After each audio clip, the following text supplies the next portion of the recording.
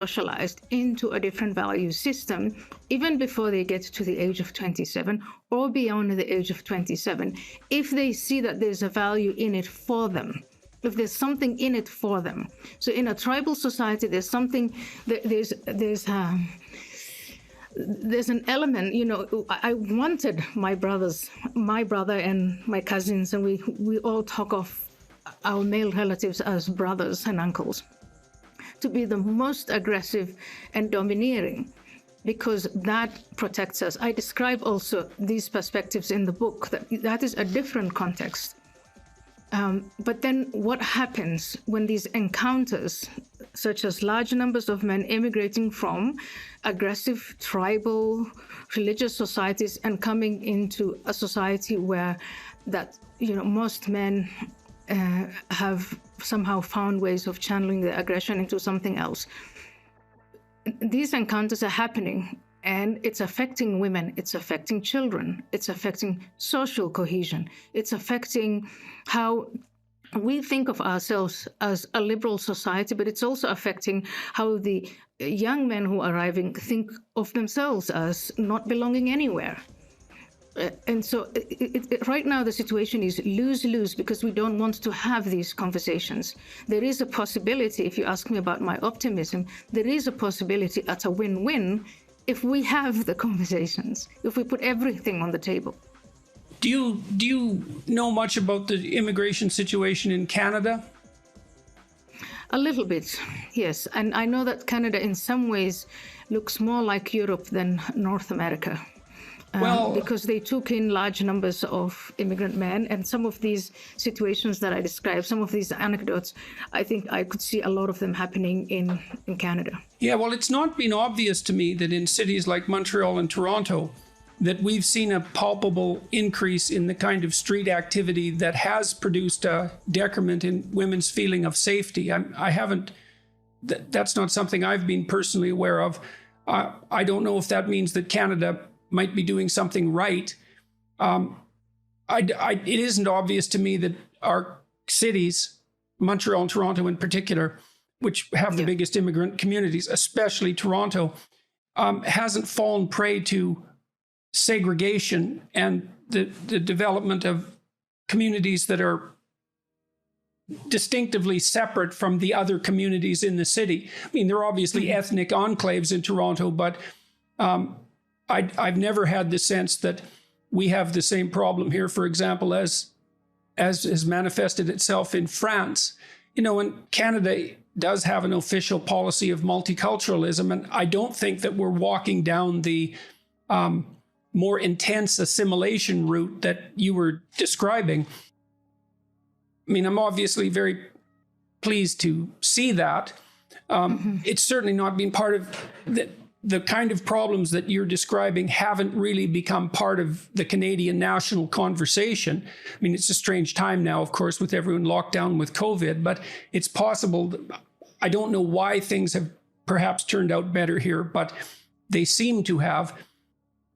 Well, there's one, again, I'm not an expert on Canadian immigration and integration policies, but one thing that I found striking about Canada is the selection at the gate.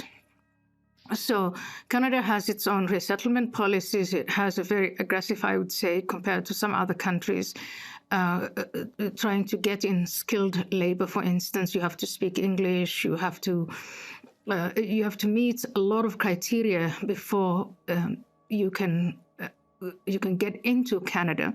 But there's also geography. I mean, if you look at the way it's become incredibly difficult for European authorities to keep out spontaneous immigration. So everybody wants to select their immigrants. And for some countries, it's easier than others. And I think in Canada and Australia are some of the countries that have that geographical component. Well, that's a good point. Yes, absolutely. Yeah. We're not as close to Syria, and so that protected, or that distanced us from the downstream consequences of the Syrian conflict.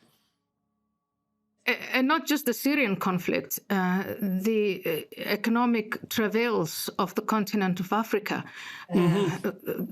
You can come through Libya, you can come through, people just arrive in boats, and the European authorities that are, that deploy the coast guards are confronted with, do you let these fellow human beings die, or do you rescue them and bring them in? And then when you bring them in, whose responsibility are they?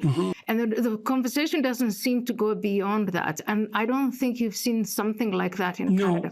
We've seen something like this in the US from some of these failed or failing Latin American countries with the caravans and building the wall. And so we have those conversations in America, but I don't know. No, I think that's a good analysis. The simplest explanation could well be that Canada's geographical position has protected it against many of the events, or shielded us against many of the events that have made immigration such a contentious issue in other countries.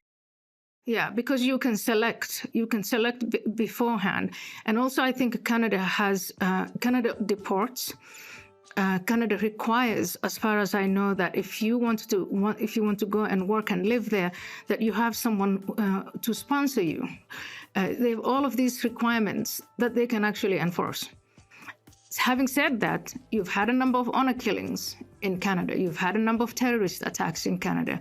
You have a number of extreme right-wing incidents and attacks in Canada. So it's not like you're protected from some of these manifestations. So you suggested just a few minutes ago that, and this is an extremely contentious issue. I mean, one of the things I was struck when I read your book, Infidel, it was so interesting to see how you responded to Dutch culture, because I got to see what one of the Western countries looked like through the eyes of someone who was decidedly non-Western. I remember, for example, your amazement when you saw that a Dutch bus, that there was a sign indicating when a Dutch bus, public transportation bus, was going to arrive, and that it actually arrived at that time.